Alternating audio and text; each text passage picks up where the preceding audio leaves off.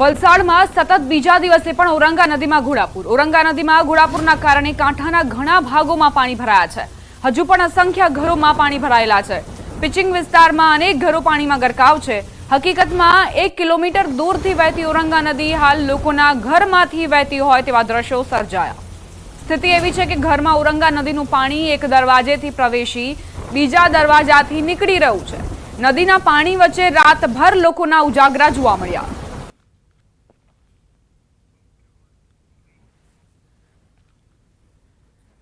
વલસાડની ઔરંગા નદીમાં અત્યારે ઘોડાપૂરની પરિસ્થિતિ છે. કલાકોથી લોકો પૂરના પાણીમાં ફસાયેલા છે. અત્યારે જે દ્રશ્ય જોઈ રહ્યા છું હું એક ઘરમાં ઊભો છું. ઔરંગા નદી કિનારે આવેલા પિચિંગ વિસ્તારનું આ એક ઘર છે. અહીંયાથી જાણે ઔરંગા નદી અહીંયાથી 1 કિલોમીટર દૂરથી વહે છે, પરંતુ નદીના પાણી છે અહીંયા આગળ આ ઘરની અંદરથી આર પાર નીકળે છે. ઘરના એક દરવાજાથી બીજા દરવાજા સુધી છે આખી નદીના પાણી છે ન ધસમસતો પ્રવાહ પસાર થઈ રહ્યો છે. આપ જોઈ શકો છો નદીનું પાણી છે અહીંયા આગળ ઘરમાં આવી રહ્યું છે ને અહીંયાથી આખા ઘરના જોઈ શકો છો હાલત શું છે. આખી રાતથી લોકોએ અહીંયા આગળ આવી જ રીતે પાણીમાં વિતાવી હતી. અત્યારે જે ભયાનકતાના જે દ્રશ્યોની જો વાત કરીએ તો અહીંયા જોઈ શકો છો આટલા સુધી પાણી હતું. રાતભર લોકોએ આ રીતના તંત્રની મદદની રાહ જોઈ હતી, પરંતુ હજુ સુધી લોકો ઇંતજાર જ કરી રહ્યા છે. ઘરના જે દ્રશ્યો છે અત્યારે ઢીચણ સુધીના અહીંયા પાણી ભરાયેલા છે.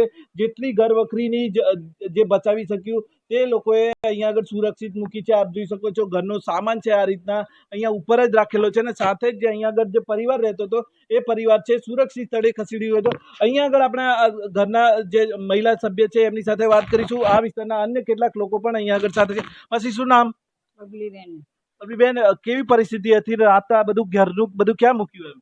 થોડું થોડું મૂક્યું, થોડુંક ઉપર છે ભાઈ ને થોડુંક નીકળી જ ગયું. દર વર્ષે આવું થાય? હા, દર વર્ષે પારે નહીં થયું, પારે નહીં આવી ગયેલી એટલે દર વર્ષે આવું જ. દર વર્ષે અમે એટલા એટલે કેટલું નુકસાન થાય અમારું. તો પરિસ્થિતિ અમારી બહુ નબળી થાય. અચ્છા, તો આ બધું ચિંતા થાય? રાતના ઊંઘ આવી? આખી રોણ થાય. કેટલા દાડી કોણ ઊંઘ કાઢે દીકરા? કોઈ ઊંઘ નહીં કાઢે. આખી રાતના તો આ ઉજાગરા જ. પછી આખી રાતના ઉજાગરા. જમ્યા કે નહીં? નોખે ને આવી લાગે, નોખે ને પાણી આવી લાગે એમ થાય એટલે ઊંઘ થોડી આવે. આજે બી આખી રાતના ઉજાગરા. જમ્યા રાતના? રાતના જમેલા 11 વાગે. કોઈ આવ્યું હતું મદદ માટે? આ લોકોને અમે જ્યાં બાજુમાં ગયા.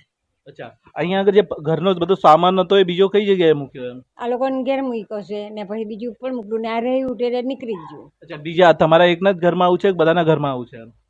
અમારું નીચું ઘર કરી એટલે અમારું ને આ બધાના જ ઘરમાં ભરાઈ ગયા પાણી. અન્ય કેટલાક લોકો પણ છે આપણી સાથે છે, એમની સાથે વાત કરીશું. આપનું નામ? નિલેશ પટેલ. નિલેશભાઈ, કેવી પરિસ્થિતિ છે અહીંયા આગળ આ વિસ્તારમાં? પરિસ્થિતિ તો દર વર્ષની જેમ આ વર્ષે પણ આવી જ પરિસ્થિતિ છે.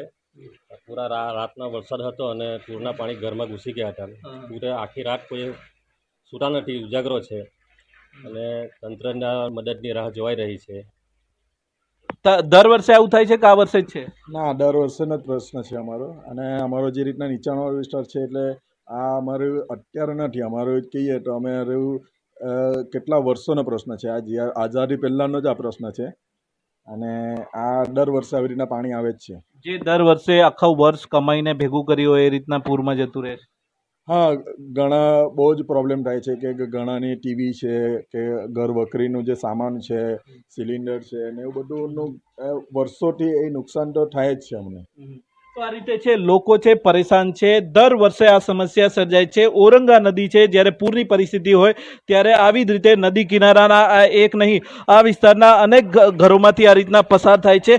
ઘરના જે દ્રશ્ય જોઈ છે આપણે, ઔરંગા નદીનું પાણી છે ઘરના પહેલા સામેના દરવાજાથી અહીંયા આગળ બીજા દરવાજે નીકળી રહ્યું છે. આથી અહીંયાથી 1 કિલોમીટર દૂર ઔરંગાથી છે નદી વહે છે, પરંતુ ઔરંગાના પાણી અત્યારે જોઈ શકો છો 1 કિલોમીટર દૂર પણ આ વિસ્તારની અંદર છે ધસમસતો પ્રવાહ પસાર થઈ રહ્યો છે. હજુ દરિયામાં મોટી ભરતીનો સમય છે, આથી લોકો અહીંયા આગળ છે અદ્ધર જીવે છે. અત્યારે અહીંયા આગળ અદ્ધર શ્વાસે છે, ઘરે બેસી રહ્યા છે. આપ જોઈ શકો છો દૂર દૂર વિસ્તાર આ રહ્યો વલસાડના ઔરંગા નદીનો પિચિંગ વિસ્તાર છે. પિચિંગ વિસ્તારમાં અત્યારે ઔરંગાના પાણી છે ધસમસતો પ્રવાહ પસાર થઈ રહ્યો છે. ઔરંગા નદી અત્યારે નદી ઓછી પરંતુ દરિયો વધારે લાગી રહી છે. ત્યારે હજુ પણ વલસાડ જિલ્લામાં આ વર્ષે રેડ એલર્ટ, આજે ભારે વરસાદનું રેડ એલર્ટ આપ્યું છે. આથી વહીવટી તંત્ર સતર્ક હોવાના દાવા કરે છે, પરંતુ વાસ્તવિકતા એ છે જ્યારે ન્યૂઝ 18 ગુજરાતીની ટીમે ગ્રાઉન્ડ ઝીરો પર જઈ અને પરિસ્થિતિની તાગ મેળવ્યો ત્યારે જાણ થાય છે કે લોકો હજુ પણ પાણીના પૂરના પાણીમાં ફસાયેલા છે.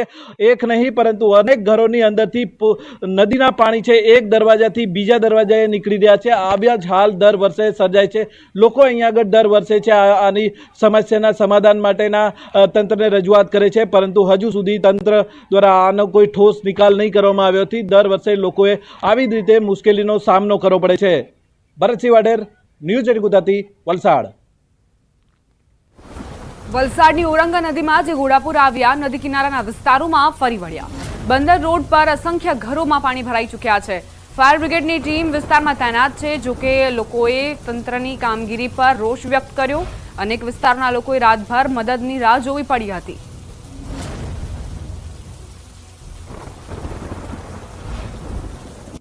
વલસાડની ઓરંગા નદીમાં પૂરની પરિસ્થિતિ છે. નદી કિનારાના અનેક વિસ્તારોમાં છે પાણીમાં ગરકાવ છે. અત્યારે આપણે જે જોઈ રહ્યા છો બંદર રોડ વિસ્તારના દ્રશ્યો છે. અહીંયા આગળ દૂર દૂર સુધી જ્યાં સુધી નજર જાય ત્યાં સુધી અહીંયા આગળ પાણી ભરેલા છે. આ રોડની આજુબાજુના વિસ્તાર અને જે સોસાયટીઓ અને રહેણાંક વિસ્તાર છે ત્યાં આગળ પણ પાણી ભરાયેલા છે. લોકોના ઘરોમાં પાણી છે.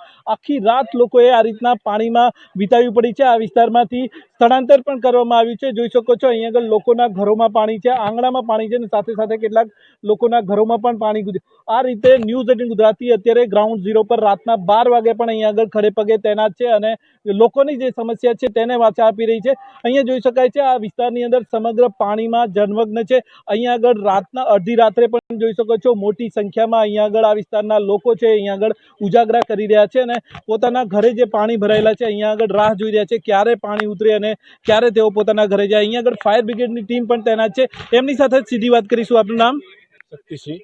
જે ફાયરની ટીમ છે અત્યારે કઈ રીતના અહીંયા આગળ કામગીરી કરી રહી છે? હાલમાં તો સવારથી અમે સ્ટેન્ડ બાય છીએ અહીં કાશ્મીરનગર તરિયાવાડ. જે લોકો નીચાણવાળા વિસ્તારમાં રહે છે તે લોકોને સ્થળાંતર કર્યા છે. હાલમાં પાણીનું લેવલ સ્ટેપ છે કમ્પ્લીટ. કેટલા લોકોનું સ્થળાંતર થયું છે? આશરે આ ઇલાકામાંથી 150 જણા, 100-150 જણા. બીજા અહીંયા આગળ આ સિવાય બીજા કયા કયા એરિયામાં પાણી છે? આ સિવાય કાશ્મીરનગર, શિપવાડમાં છે, અંદર રોડ છે. બીજી કઈ ટીમો અહીંયા આગળ તૈનાત છે રાતના?